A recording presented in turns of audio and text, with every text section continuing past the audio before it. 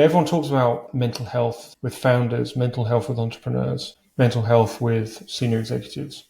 I think we make it so much harder for ourselves by believing that we can know things that we can't. And then every now and then we get these flare-ups of what is very obvious uncertainty. Obviously, COVID would be the perfect example of this. And we think, wow, the world is very uncertain at the moment. It's not uncertain at the moment, it's uncertain all the time.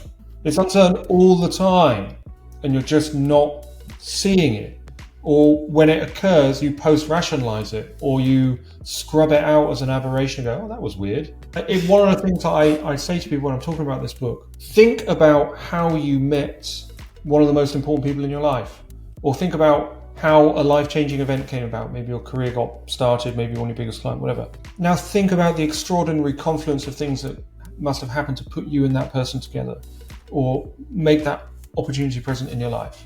You will trace it back to very random, serendipitous encounters. Like, let's call that story B. But then we tell story A, which is about how clever we were and all of our strategic insight and our acumen and the data that we gathered. We tell this like hyper-rational story A about our success.